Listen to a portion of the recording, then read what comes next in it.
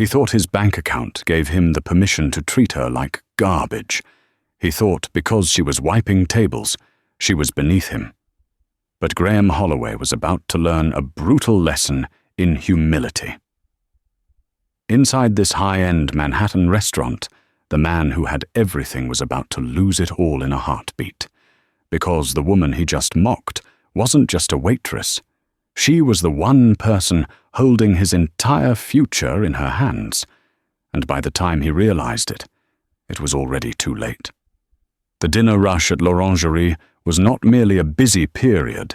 It was a combat zone of clattering porcelain, hushed French commands, and the overwhelming scent of truffle oil and desperation. For Skylar Bennett, tonight was the 93rd night in a row without a break. Her shoes, cheap black non-slip loafers bought from a discount store in Queens, were warring against her heels.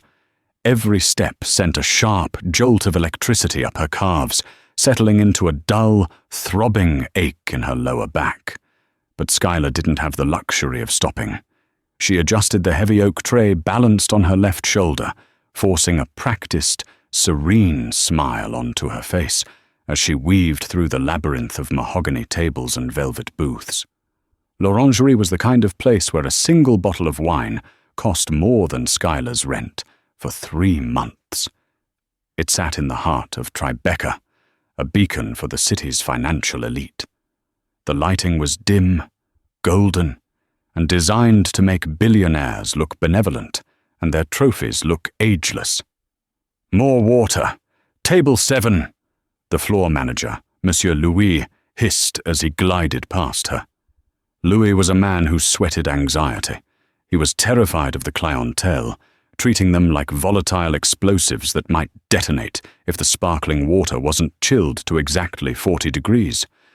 "On it, Louis," Skylar whispered, her voice rasping slightly. She hadn't had a drink of water herself in 4 hours. She moved to the service station, her hands trembling slightly as she reached for the silver pitcher. She took a split second to close her eyes. Behind her eyelids, she didn't see the glamour of the restaurant. She saw the stack of envelopes on her kitchen counter, the final notice from the specialized neurology clinic. Her younger brother, Toby, was fighting a rare autoimmune disorder, and the treatments were bleeding her dry. She had once been a doctoral candidate in biochemistry at Columbia, a rising star with a Graeme under her name. Now, she was a ghost in a black apron, pouring water for the people who owned the pharmaceutical companies she used to dream of leading. "Skylar!" Louis snapped his fingers, not loudly, but with the sharp precision of a whip. "Table 4 is opening up. VIP. The reservation just came in. It's him." Skylar opened her eyes. "Him?"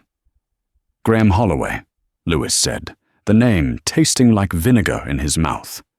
"He just sold his tech firm for $3 billion. He's celebrating. If he asks for the moon, you find a ladder and get it. Do not, I repeat, do not mess this up." Skylar felt a cold knot tighten in her stomach. Everyone in New York knew Graeme Holloway. He was the golden boy of Silicon Alley, a man whose face was on every business magazine in the kiosk. He was known for 2 things: his genius for algorithms and his absolute, unbridled cruelty toward anyone he deemed inefficient. "I'll handle it," Skylar said, gripping the pitcher tighter. She needed the tips. If Holloway was celebrating a $1 billion sale, surely the gratuity would cover Toby's medication for a month. She had to swallow her pride. She had to be invisible. She had to be perfect. She watched the front doors swing open. The air in the restaurant seemed to shift, the oxygen sucked out to make room for the ego that just walked in. Graeme Holloway didn't walk. He strutted. He was handsome in a predatory way, sharp jawline, eyes the color of cold steel, and a suit that cost more than the annual salary of the entire kitchen staff combined. On his arm was a woman who looked bored and incredibly expensive, scrolling through her phone as if the world existed solely for her digital entertainment. Behind them trailed 2 junior associates, looking like nervous squires following a king into battle. They were laughing too loud at jokes Graeme hadn't even made yet. "Best table in the house, Lewis, now!" Graeme barked, not even looking at the manager. He was already scanning the room, checking to see who was watching him. He wanted an audience. "Of course, Mr. Holloway. Right this way." Lewis bowed low, leading them to the circular booth in the center of the room, the power table. Skylar waited in the shadows near the kitchen door, clutching her ordering pad. She watched Graeme sit down. He didn't slide into the booth. He threw himself into it, spreading his arms wide along the velvet backrest, claiming the space. "Champagne," Graeme announced to the room at large.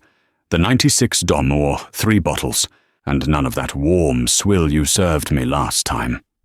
Louis frantically signaled Skylar. She took a deep breath, smoothed her apron, and walked into the lion's den. As she approached the table, she kept her eyes lowered, respectful. "Good evening, Mr. Holloway.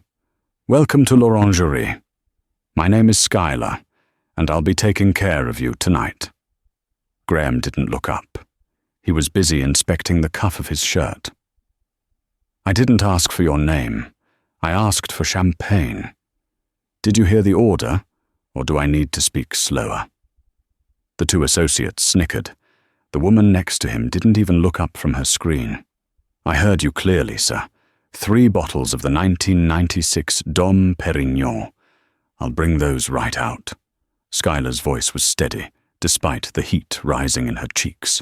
"Wait," Graeme said, holding up a hand. Finally he looked at her. His eyes raked over her, not with desire, but with a look of pure, unadulterated disgust. It was the look one might give a cockroach found in a salad. "What is that on your apron?" Skylar looked down. There was nothing there but clean black fabric. "Sir?" "A smudge," Graeme lied, pointing a manicured finger at her chest. "It's filthy. Do they not teach hygiene in whatever slum you crawl out of every morning? It's unappetizing." The restaurant went quiet. Nearby tables stopped eating. This was public sport now. "I can assure you, sir, the apron is clean," Skylar said softly. "But I will change it immediately if it disturbs you." "It disturbs me," Graeme sneered. "Your whole presence disturbs me. You look tired, defeated. It ruins the vibe of my celebration. I just made more money in 10 minutes than you will make in 10 lifetimes. I don't want to look at poverty while I'm eating foie gras." One of the associates, a man named Chad, chimed in, eager to please his boss. "Maybe she can wear a bag over her head, Graeme." Laughter. Cruel, sharp laughter erupted from the table. Skylar felt tears pricking the corners of her eyes. She bit the inside of her cheek so hard she tasted iron. "For Toby," she repeated in her head. "For the medicine. Do not react." "I will fetch the champagne," she said, her voice devoid of emotion. She turned on her heel, her dignity hanging by a thread. "And make it fast," Graeme shouted after her. "If the ice melts, I'm taking it out of your tip, assuming you get one." As Skylar rushed to the bar, her hands shaking as she pulled the heavy bottles from the chiller, she noticed a man sitting alone at a small, obscure table in the corner. Table 9. He was older, perhaps in his 60s, wearing a tweed jacket that had seen better days. He was nursing a single glass of house red wine. He had been watching the entire exchange. His eyes met Skylar's. There was a profound sadness in them, but also a strange, intense curiosity. He gave her a barely perceptible nod as if to say, "Endure." She didn't know who he was. Table 9 was usually reserved for walk-ins or tourists. She nodded back briefly and hoisted the champagne bucket. She had to go back. The return trip to the table felt like walking to the gallows. The heavy silver bucket, filled with ice, and 3 heavy glass bottles weighed nearly 20 pounds. Skylar's wrists, already inflamed from double shifts, screamed in protest. As she approached table 4, Graeme was in the middle of a loud story. So I told the board, you can either buy me out at triple the valuation, or I burn the code. I held the keys. They had no choice. It was a hostile takeover of my own company. He slammed his hand on the table for emphasis, making the silverware jump. Schuyler stepped into the gap between Graeme and the associate, preparing to set the bucket on the stand. Your champagne, Mr. Holloway? About time, Graeme snapped. He turned abruptly in his seat to grab a bread roll, his elbow flying out wide. It was a movement Schuyler couldn't have predicted. His elbow connected hard with her hip, just as she was lowering the bucket. The impact threw her off balance. Her loafer slipped on the polished floor. Time seemed to slow down. Schuyler tried to correct her center of gravity, but the heavy bucket had its own momentum. It tipped forward. Crash. Ice. Freezing water, and 3 bottles of vintage champagne cascaded directly into Graeme Holloway's lap. The sound of shattering glass was deafening, but the silence that followed was worse. Graeme sat frozen for a second, his $3,000 Italian suit soaked, ice cubes sliding down his shirt. The expensive leather of the booth was drenched. "Oh my God!" Schuyler gasped, her hands flying to her mouth. "Sir, I am so sorry, Graeme exploded. He jumped up, shoving the table away so hard that wine glasses toppled over on the other side. "You stupid, incompetent cow!" he roared. His face turned a violent shade of plum. "Do you have any idea what you've done? This suit is custom. It's bespoke." "It was an accident," Schuyler stammered, grabbing a napkin to try and help, but he slapped her hand away. "Don't touch me," he screamed. "Get your filthy hands off me. You did that on purpose. I saw you. You were clumsy because you're jealous. You're resentful because you're serving people better than you." "No, sir, you hit my arm. Are you calling me a liar?" Graeme stepped forward, looming over her. He was a large man, and the physical threat was palpable. "You're a liar and an idiot. Louis, get over here." Monsieur Louis materialized instantly, looking like he was about to faint. "Mr. Holloway, I am devastated. We will pay for the suit. We will comp the meal." "I don't want a free meal," Graeme yelled, wiping champagne from his neck. "I want her head on a platter. Look at her. She's pathetic. She's a waitress because she's too stupid to do anything else. She's genetic trash." Schuyler stood there, shivering. The water had splashed onto her apron too, soaking her uniform. But the cold she felt came from the utter humiliation. Every eye in the restaurant was on her. Some looked pitying, but most just looked annoyed that their dinner was interrupted. "You're fired," Lewis whispered to Schuyler, unable to look her in the eye. "Go. Now." "No," Graeme interrupted, a cruel smile curling his lips. "Firing isn't enough. She humiliated me. I want her to beg." Graeme reached into his soaked pocket and pulled out a money clip. He peeled off a crisp $100 bill. He threw it on the floor, into a puddle of champagne and broken glass. "Pick it up," Graeme commanded. Schuyler looked at him, stunned. "Excuse me?" "That's your tip," Graeme sneered. "It's more money than you've probably seen all week. But you have to earn it. Get on your knees and pick it up. Apologize to my shoes while you're down there." The room was deadly silent. The air conditioning hummed. The woman with Graeme actually put her phone down, watching with a twisted sort of amusement. "Mr. Holloway, that is not necessary," Lewis tried to intervene, but Graeme silenced him with a glare. "She ruined my night. She pays the price. Pick it up." Schuyler looked at the bill floating in the mess on the floor. She thought of the pharmacy bill on her counter. $87.50 for Toby's anti-inflammatories. The $100 would cover it. "Do I have any pride left?" she asked herself. "Or am I just a body that works?" Slowly, painfully, Schuyler bent her knees.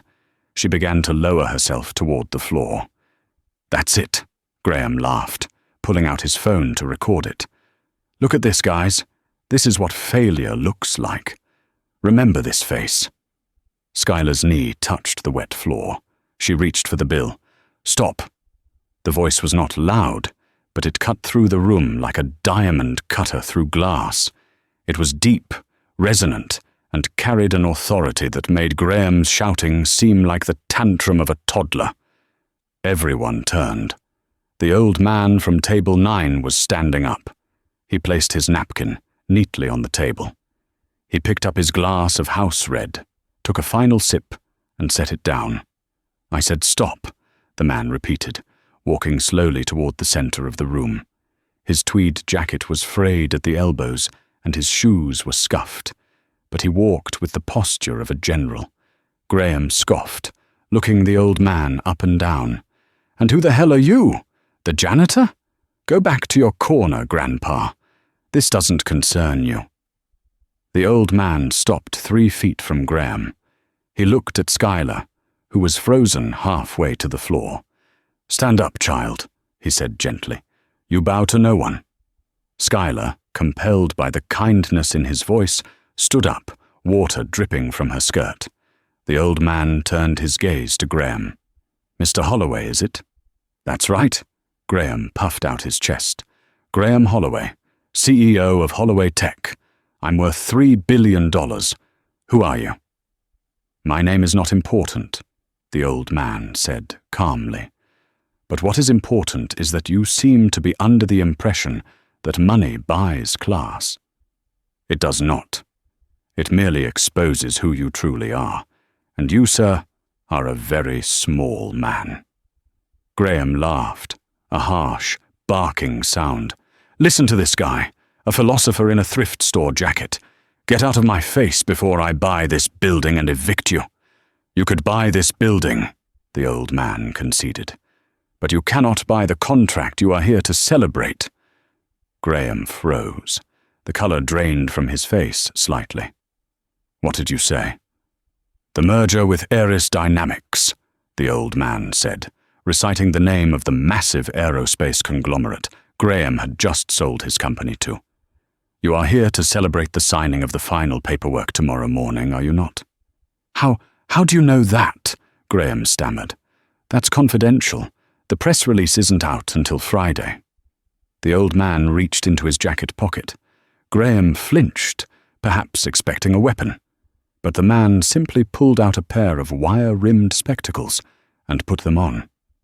"I know," the old man said, his voice dropping an octave, "because I am the chairman of the board for Ares Dynamics." Graeme blinked. He squinted. Then realization hit him like a freight train. He recognized the face now. He had seen it in annual reports, though usually much younger and wearing a tuxedo. "Jonathan Pierce," Graeme whispered, his voice trembling. "But you're in Zurich. You don't eat at places like this. You don't wear—" He gestured to the tweed jacket.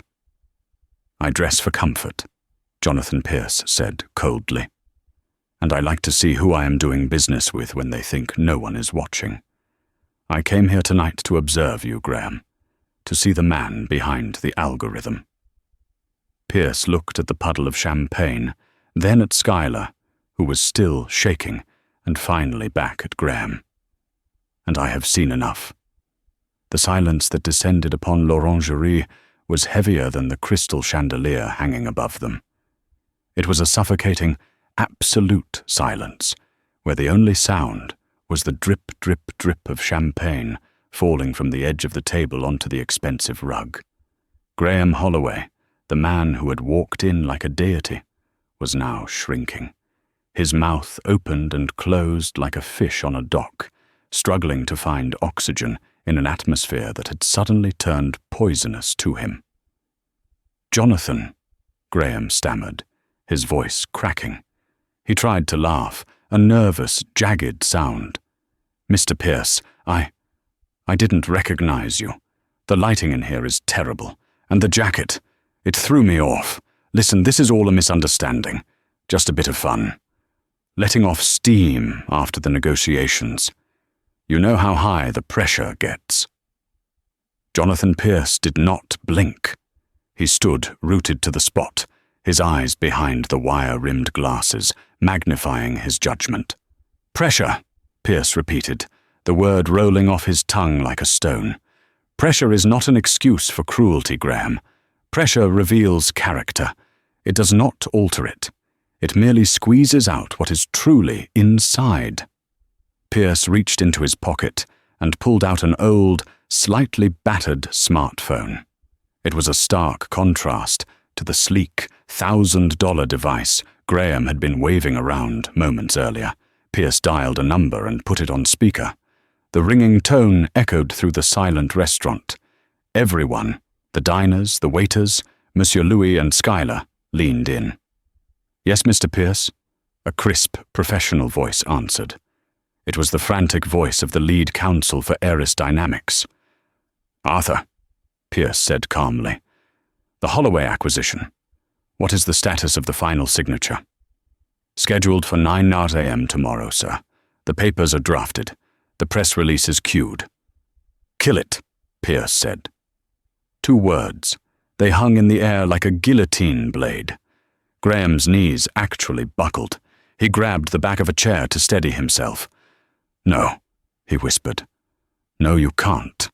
We have a binding letter of intent." "Arthur," Pierce continued, ignoring Graeme, "invoke the moral turpitude clause in the preliminary agreement. Section 4, paragraph B, detrimental conduct by executive leadership." "Understood, sir," the lawyer replied instantly. "I'll draft the termination notice immediately. Do you need security?" "No," Pierce said, looking at Graeme, who was now pale and sweating profusely. "I don't think Mr. Holloway poses a threat to anyone but himself anymore." He hung up the phone. Graeme looked like he had been shot. The $3 billion, the private jets, the islands, the legacy, had just evaporated in under 30 seconds. You can't do this," he hissed. "Over a waitress, over a spilt drink? This is business. You're throwing away the best algorithm on the market." "I am not buying an algorithm, Graeme," Pierce said, stepping closer. "I am buying a company. A company is made of people. If this is how you treat a human being who is serving you food, how will you treat my employees? How will you treat my customers? A man who abuses power when he thinks the cost is zero is a liability I cannot afford." Pierce looked down at the floor. The $100 bill was still there, soaking in the puddle of champagne and grime. "You dropped something," Pierce said softly. Graeme looked at the bill, then at Pierce. "Pick it up," Pierce commanded. Graeme's face flushed red again, but this time not with anger, but with shame. I don't need it."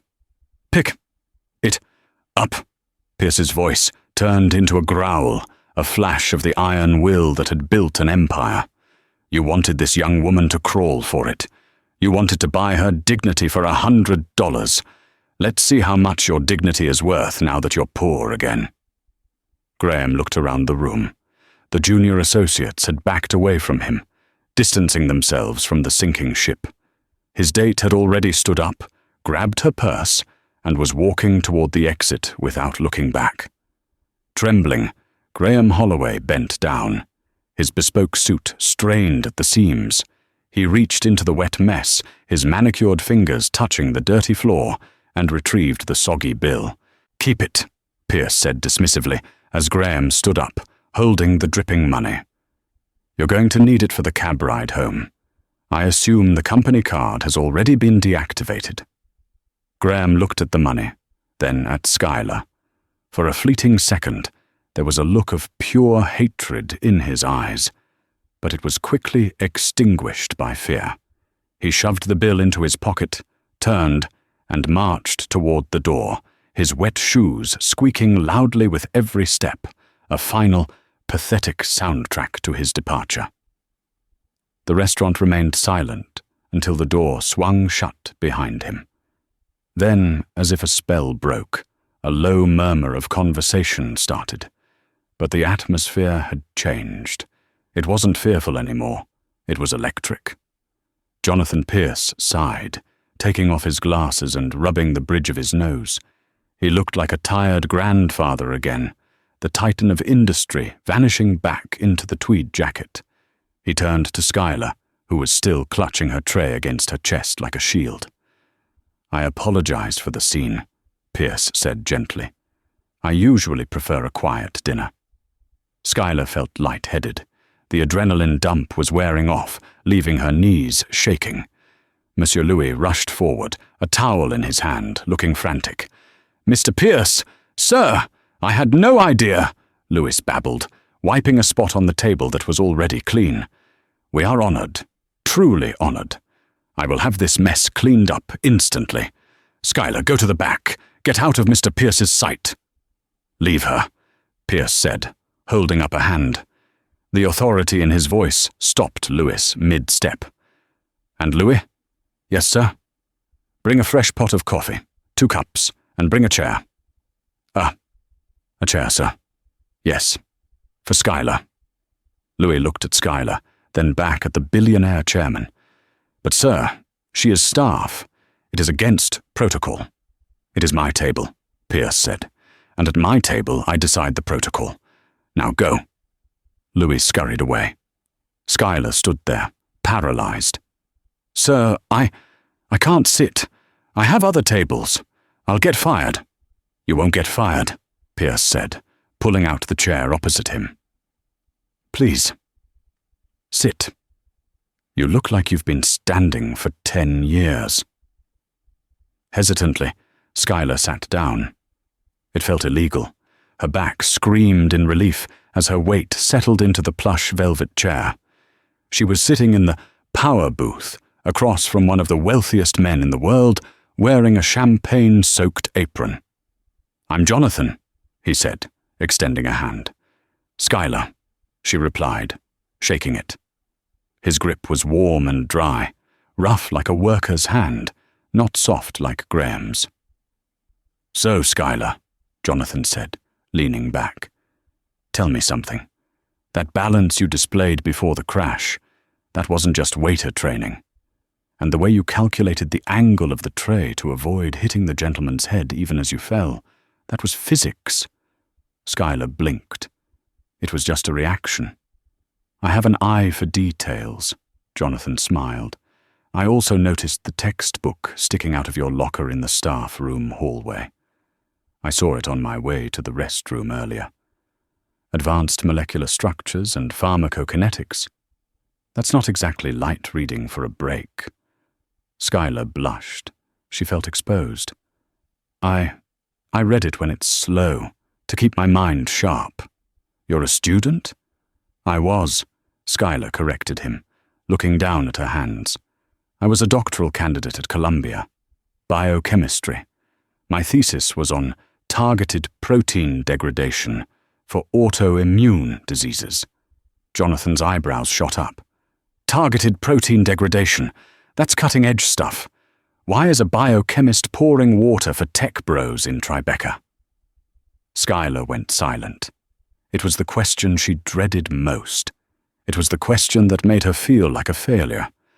But looking at Jonathan's kind, attentive face, the dam broke.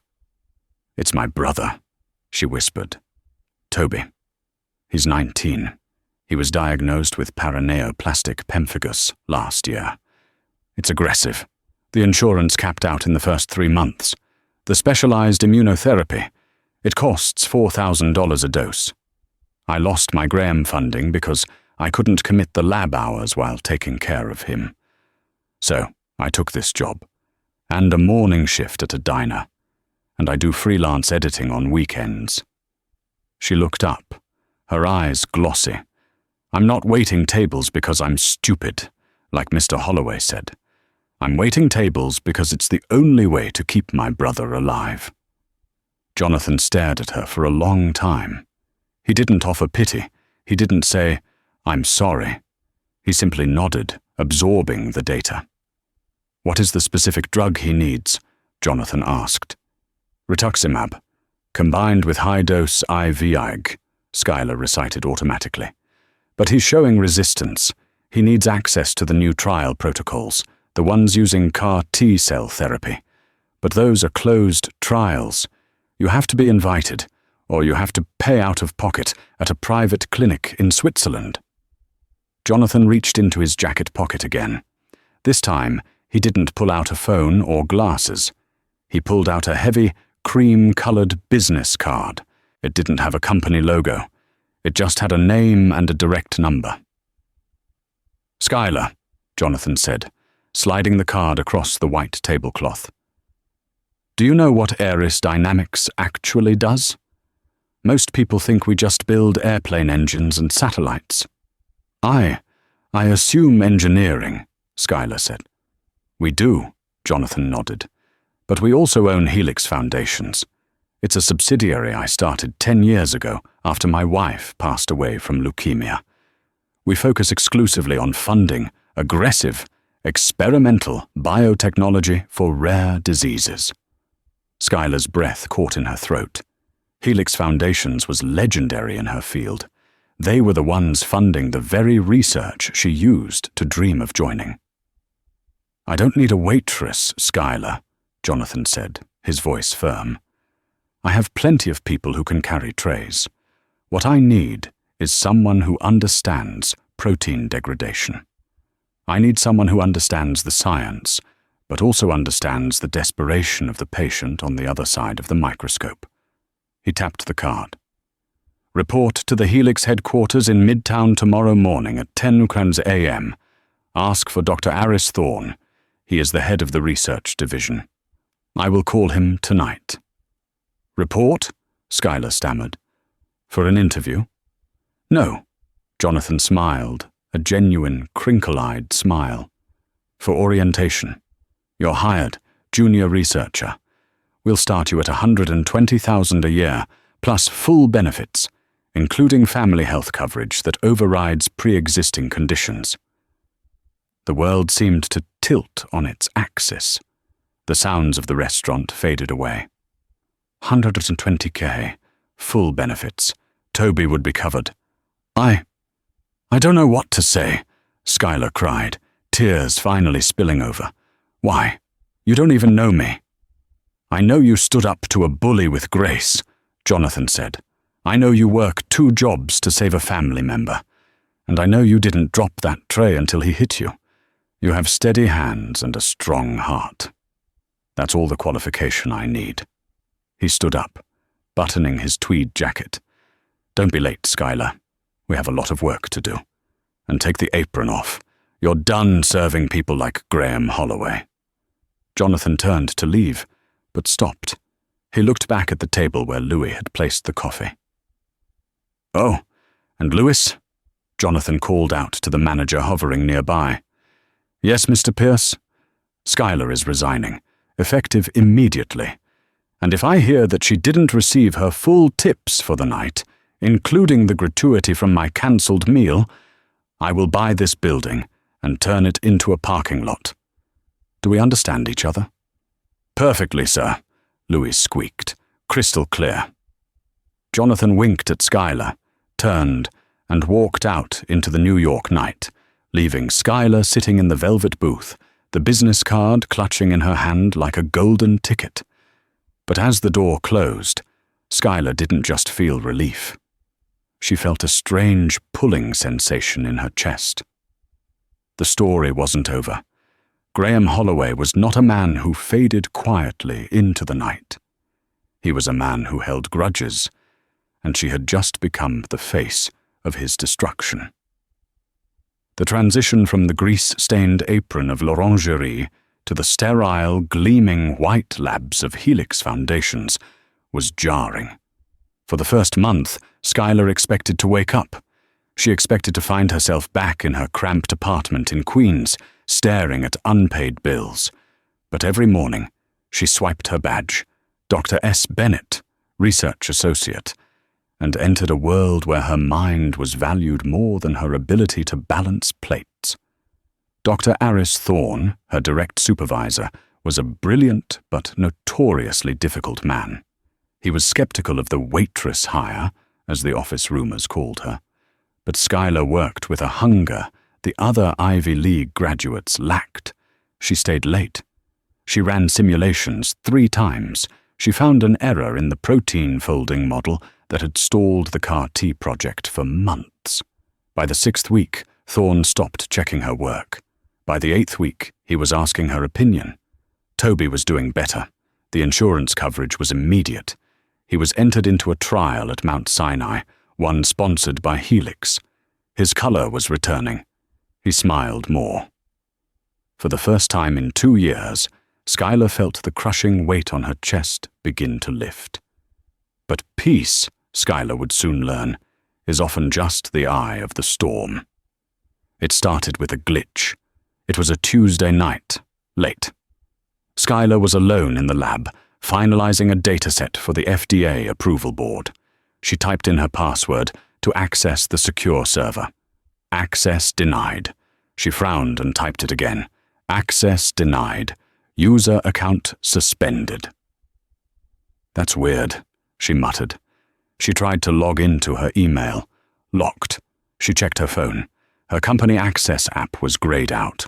Suddenly, the lights in the lab flickered. The heavy electronic locks on the doors clicked. Click-clack. Locked. A cold draft swept through the room, though the ventilation was constant. The large monitor on the wall, usually displaying molecular chains, blinked black. Then, a video feed popped up. It was grainy, dark. It showed a man sitting in a room illuminated only by computer screens. He looked disheveled. His beard was overgrown, his eyes manic and bloodshot. He was wearing a t-shirt stained with coffee. It took Schuyler a moment to recognize him without the bespoke suit. "Hello, Waitress," the voice rasped through the lab speakers. Schuyler backed away from the screen, her heart hammering against her ribs. "Graeme?" Graeme Holloway laughed. It wasn't the arrogant bark of the restaurant. It was a low, unhinged sound. "You remember me?" "I'm touched. It's been 3 months, Schuyler. 90 days since you and your sugar daddy Pierce ruined my life." "You ruined your own life, Graeme," Schuyler said, trying to keep her voice steady, looking for the emergency exit button. "You're trespassing. I'm calling security." "Security systems run on code, Schuyler," Graeme sneered, leaning closer to the camera. "And code is the one thing I still own. I didn't just build an algorithm for Eris. I built a back door, a ghost key. Pierce thought he fired me. He thought he could just cut me out. I am the system." "What do you want?" Schuyler asked, her hand trembling as she reached for her cell phone in her pocket. "Don't bother," Graeme said. "I've jammed the cellular signal in the building. You're in a Faraday cage now." Schuyler froze. "I want what was taken from me," Graeme hissed. "My reputation, my money. But since I can't get those back, I want to watch you burn. I've spent the last month inside the Helix servers. I've been watching you, and I found something interesting." On the screen, a new window popped up. It was a medical file. Toby Bennett, patient ID 89402. "No!" Schuyler screamed, rushing toward the screen. "Leave him out of this." "He's in the trial, isn't he?" Graeme taunted. "The trial relies on a specific dosage calculation. Controlled by the server. Controlled by me." Schuyler felt the blood drain from her face. "Graeme, please. He's innocent. He's a kid. You can do whatever you want to me, but don't hurt him." "Begging again?" Graeme smiled, a twisted echo of that night at the restaurant. "I like it. But it's too late for begging. In 10 minutes, the automated dosing system at Mount Sinai will update. It will increase Toby's dosage of the experimental compound by 400%. It won't look like murder. It will look like an adverse reaction. A tragedy." "You're a monster," Schuyler whispered. "I'm a businessman," Graeme corrected. I'm balancing the ledger, but I'm a generous man. I'll give you a choice. What choice? The server wipe, Graeme said. I can stop the dosage update, but the command requires a total system reset of the Helix research database. Everything. The cancer research, the Alzheimer's data, your work. All of it deleted. Permanently. 5 years of work. Gone. Billions of dollars in progress. Erased. He leaned back, looking satisfied. So, here is the deal, Skylar. You have 10 minutes. You can go to the main server room. I've unlocked the door for you. And physically pull the drive array. That will save your brother. But it will destroy Helix Foundations. It will destroy Jonathan Pierce's legacy. Or you do nothing. The research is saved. But Toby... He made a cutting motion across his throat. You have to choose, Graeme whispered. Are you the saint everyone thinks you are? Or are you just as selfish as me? The screen went black. A timer appeared in red text. 09:59. 09:58. Skylar didn't think. She ran. She burst out of the lab, sprinting down the hallway. Her mind was screaming. Toby. The research. Toby. The research. If she saved Toby, she destroyed the hope for thousands of other patients. She destroyed the man who gave her a second chance. But if she saved the research, Toby died. Her brother. The person she had sacrificed everything for. She reached the server room. The heavy steel door was slightly ajar, just as Graeme had promised. Inside, the hum of the servers was deafening. Rows of blue lights blinked in the darkness. She found the main array. The handle was right there. One pull, just one pull, and the system crashes. The update to the hospital is cut. Toby lives. Her hand gripped the cold metal handle. 04 to 30. She hyperventilated. Tears streamed down her face. I can't, she sobbed. I can't let him die. She braced her legs to pull. Skylar, stop! The voice came from the doorway. Skylar whipped around. It was Jonathan Pierce. He was panting, leaning on a cane she hadn't seen him use before. Behind him were 2 security guards, but they looked confused, their radios static. Jonathan, Skylar cried. He's hacked the system. Graeme, he's going to overdose Toby. I have to pull the drive. If you pull that drive, we lose everything, Jonathan said, his voice calm but urgent. The backups are compromised too. We lose the cure for 3 different diseases.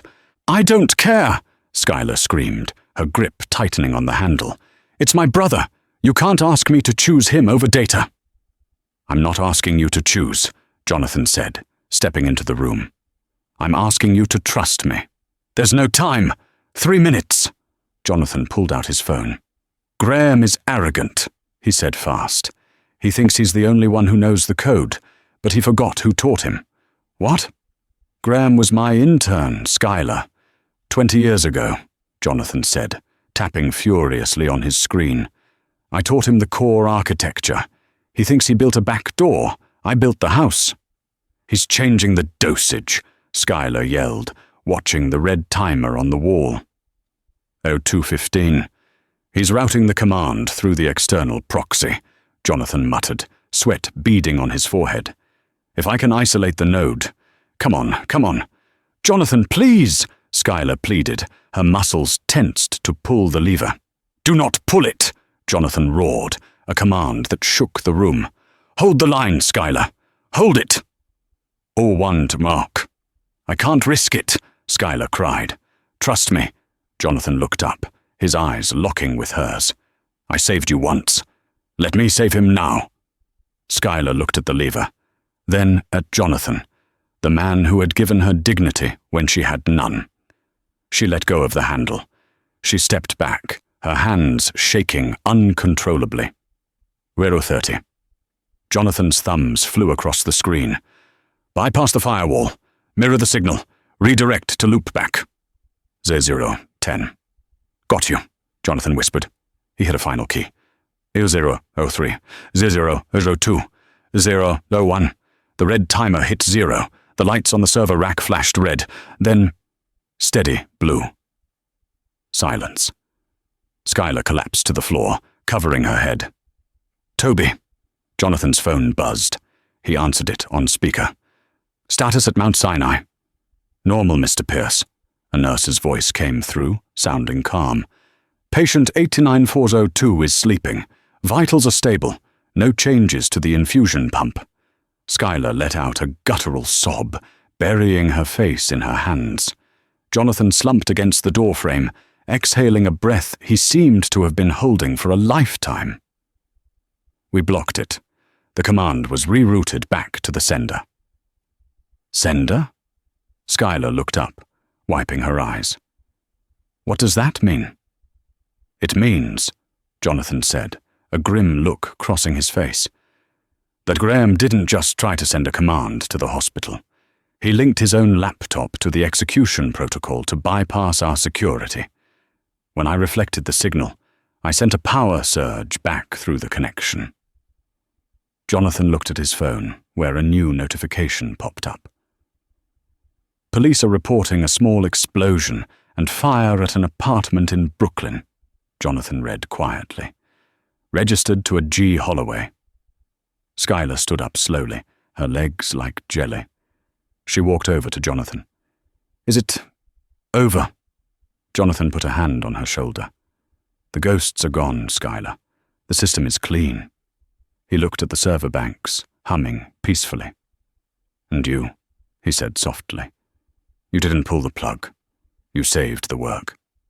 I almost did, Skylar admitted, her voice trembling. I almost destroyed it all. Almost doesn't count, Jonathan said. In the end, you had faith. And that is why you belong here. 6 months had passed, but time measured in the world of high-stakes biotechnology felt different. It wasn't measured in hours or shifts, but in breakthroughs and saved lives. The grand ballroom of the Pierre Hotel was a galaxy of its own, a swirling constellation of diamonds, black ties, and the flashing strobes of press cameras. It was the night of the annual Innovators of the Year Gala, the single most prestigious event in New York's scientific calendar. The air smelled of expensive perfume, old money, and the sharp metallic tang of ambition. But Skylar Bennett wasn't inside the ballroom. She stood alone on the limestone balcony overlooking Central Park. The December air was crisp, biting at her exposed shoulders, but for the first time in years, she didn't feel the cold. She felt a warmth that radiated from the inside out, a fire fueled by vindication and relief. She looked down at her attire. She wasn't wearing the stained, polyester black apron that had defined her existence for so long. She was wearing an emerald green gown that shimmered under the city lights, the silk cascading to the floor like liquid. It was a dress purchased not from a discount rack in Queens, but from a boutique on Fifth Avenue, paid for with her first performance bonus. But unlike the people she used to serve, she didn't wear the luxury as armor to keep people out. She wore it as a celebration of survival. Hiding, Dr. Bennett. The voice came from the shadows near the French doors. Skylar turned, a smile already forming on her lips as she saw her brother walking toward her. Toby looked magnificent. The transformation was nothing short of miraculous. 6 months ago, he had been a ghost, pale and brittle, his body ravaged by the autoimmune disorder that had threatened to take him. Now his cheeks were full and flushed with health. His hair had grown back thick and dark. Most importantly, he was walking without a cane, his stride strong and assured. The rituximab combined with the new CAR-T protocol, the very protocol Skylar had fought to protect, had worked. He was in full, robust remission. Just thinking, Skylar said softly, reaching out to straighten his bow tie. Her fingers lingered on the fabric, grounding herself. It feels surreal, Tobbs. Sometimes I still wake up expecting to hear the alarm for the diner shift. I expect to smell the grease." "That life is gone, Schuyler," Toby grinned, covering her hand with his own. "You traded the grease for the gala, and honestly, you look like you own the place." "They're waiting for you inside," he added, gesturing toward the golden glow of the hall. "The keynote speech starts in 5 minutes. You can't keep the scientific community waiting." "I'm coming," Schuyler said, taking a deep breath that filled her lungs with the icy, clean air. "Let's go." As they walked back through the heavy glass doors and into the ballroom, the atmosphere shifted. The hum of 1,000 conversations died down, replaced by a ripple of recognition that spread through the room like a wave. The crowd parted for them. As Schuyler walked down the center aisle, she heard the whispers. But they weren't the whispers of disdain she used to endure at l'Orangerie. They weren't comments about her clumsy hands or her cheap shoes. "That's her. That's Dr. Bennett. She's the one who cracked the protein folding sequence. I heard she saved the entire Helix database from a cyber attack." Schuyler held her head high, her eyes scanning the room. At the center table, the VIP section, sat Jonathan Pierce. He looked regal in his tuxedo, the tweed jacket retired for the evening. When he caught Schuyler's eye, he didn't wave. He simply raised his champagne glass in a silent, solemn salute. Next to him, ensuring the table service was flawless, was a familiar face. Monsieur Louis. Jonathan had hired the former restaurant manager to run the internal catering and events for Helix Foundations. It was a job with better pay, full benefits, and zero shouting. Louis caught Schuyler's eye and beamed, looking 10 years younger than the terrified man who used to sweat through his suits. Schuyler ascended the stage. The spotlight hit her, blindingly bright. The applause that erupted was deafening, a physical force that washed over her. She adjusted the microphone, waiting for the room to settle. "Thank you," she began, her voice steady and clear, echoing through the cavernous hall. "A year ago, I was invisible. I was a pair of hands holding a tray, judged by the stains on my apron rather than the ideas in my head. I was told that because I was poor, I was worthless. I was told that my dignity could be bought for a $100 bill." She paused. The room was deadly silent. You could hear a pin drop. "But I learned something in the fires of that experience," Schuyler continued, her gaze finding Toby in the front row. "I learned that worth is not determined by a bank account, and power is not determined by how loudly you can shout at a waiter. True power is the ability to lift others up. It is the courage to stand firm when the tray slips.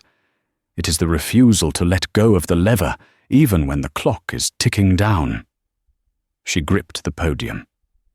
"We almost lost everything because of one man's ego. But we saved it because of a team's faith. Tonight, we don't just celebrate an award. We celebrate the new autoimmune initiative, fully funded, open to all, regardless of insurance status. No one will ever have to wait tables to save their brother again." The crowd erupted. It wasn't polite applause. It was a roar of approval, a standing ovation that lasted for minutes. Later that night, as the party wound down and the orchestra played a soft waltz, Schuyler sat with Jonathan in a quiet corner of the room. The adrenaline was fading, leaving a pleasant exhaustion. "Did you see the news today?" Jonathan asked quietly. He didn't look triumphant. He looked somber.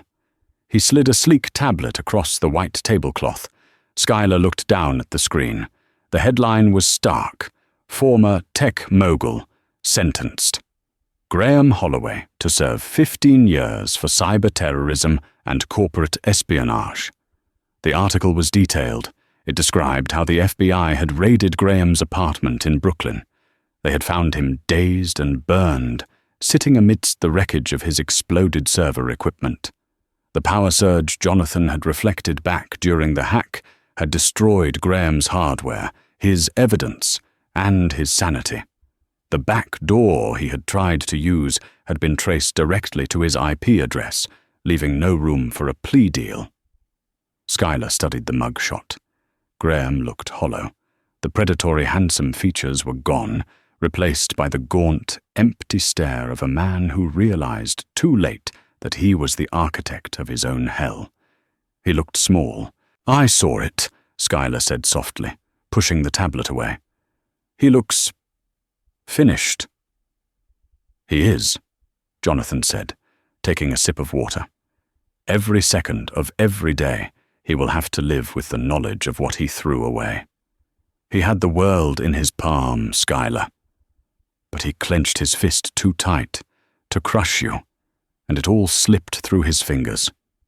Jonathan leaned forward, his expression grave. "He forgot the golden rule of this city.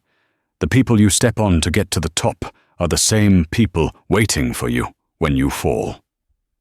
Schuyler looked down at her hands, resting on the silk of her dress. The calluses from carrying heavy trays were fading, the skin smoothing out, but she promised herself she would never forget how they felt. She would never forget the weight of the tray or the sting of the humiliation. Those scars were her compass. "Ready to go, Dr. Bennett?" Jonathan asked, standing up and offering her his arm. "The car is waiting." "Ready," Schuyler said. She stood up, her brother laughing as he joined them. Together they walked out of the Pierre Hotel, leaving the ghosts of the past in the shadows. They stepped out into the bright lights of a city that finally knew her name. Schuyler didn't look back. She had no reason to. The darkness was behind her, and the only thing ahead was the work, the cure, and the beautiful, unwritten future she had fought so hard to keep. Graeme Holloway thought his billions made him untouchable. He thought Schuyler was just a waitress he could crush for entertainment. But in the end, the very people he mocked were the ones holding the keys to his destruction. Life has a funny way of balancing the scales. The waitress became the savior, and the billionaire became the prisoner. It serves as a powerful reminder to all of us. Treat the janitor with the same respect as the CEO, because you never know who is really holding the power. If this story moved you, please hit that like button. It truly helps us share these important lessons. Do you think Graeme deserved his sentence, or did he get off too easy? Let us know in the comments below. And don't forget to subscribe and turn on notifications so you never miss a story that reveals the truth about human nature. Thanks for watching, and remember, be kind, always.